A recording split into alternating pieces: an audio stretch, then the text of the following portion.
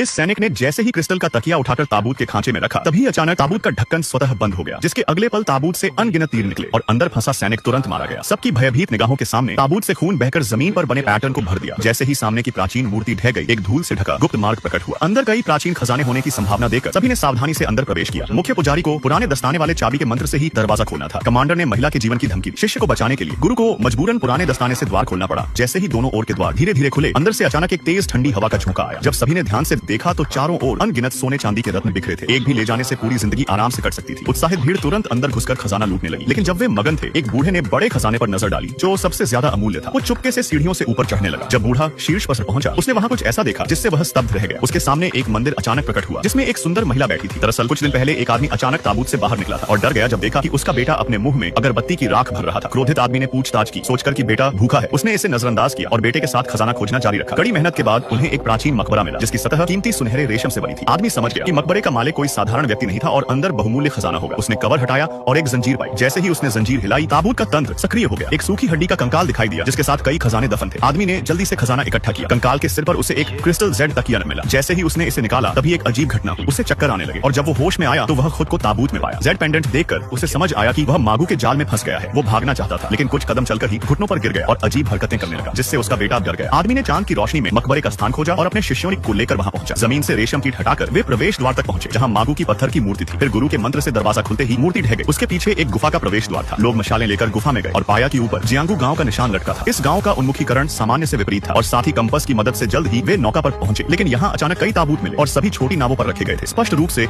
इन नावों से ताबूतों की तस्करी करने की योजना थी। मास्टर युआन अपने हाथ के कंपास से आगे बढ़े, लेकिन आधे रास्ते में ही मौसम खराब हो गया। आकाश में गड़गड़ाहट थी, पर आधे दिन बाद भी बारिश नहीं हुई। और अजीब बात यह थी कि आकाश में 2 चंद्रमा दिखाई दे रहे थे। मास्टर युआन को एहसास हुआ कि ताबूत पहाड़ की प्राचीन कब्र उनके पैरों के नीचे झील में हो सकती है। इसलिए शिष्य ने खतरे के बावजूद पानी में जाने का फैसला किया। वास्तव में अचानक उसे कब्र का दरवाजा मिल गया था, लेकिन जब शिष्य ऊपर आया तभी नाव अचानक हिलने लगी। आकाश में 2 चंद्रमा एक हो गए थे, जिससे झील पर भारी बाढ़ आई। नाविक ने सबको जल्दी से ताबूतों में जाने को कहा। जल्द ही एक विशाल भंवर ने पूरी नाव को निकल लिया था। जागने पर वे एक ताबूत पहाड़ पर थे। फिर बूढ़े के नेतृत्व में उन्होंने आखिरकार मागू की कब्र खोज निकाली, जो अनगिनत सोने के गहनों से भरी थी। लेकिन तेज नजर वाले बूढ़े ने सोने की परवाह नहीं की, क्योंकि सीढ़ियों के ऊपर सबसे कीमती खजाना था। जब वह शीर्ष पर पहुंचा तो ऊपर की महिला की सुंदरता को देख सुन्न पड़ गया था। महिला एक मागू जेड गर्ल थी। बूढ़े को जमीन पर घुटने टेकते देख उसने एक अमूल्य फूल निकाला। उसी समय मास्टर युआन, जिन्हें कुछ गड़बड़ लगी, तुरंत दौड़े। लेकिन बूढ़ा पहले ही यांग ऊर्जा से सूख चुका था और मागू भी राक्षसी में बदलकर सबसे लड़ने लगी। लेकिन वह मास्टर युआन की प्रतिद्वंद्वी नहीं थी। हार देखकर मागू ने खुद को मास्टर की बेटी बना लिया और उसे परिवार मिलन के दृश्य में ले गई। जब मास्टर युआन जाल में फंसने वाले थे, सौभाग्य से उनकी बेटी के छोड़े एक खिलौने ने उन्हें जगा दिया और इस बार मास्टर युआन ने दया नहीं दिखाई। निर्णायक रूप से एक घातक जादू किया और इस तरह सफलतापूर्वक मागू को मौत के घाट उतार दिया। अंत में गुरु और शिष्य खजाने के साथ पानी की सतह पर लौट आए।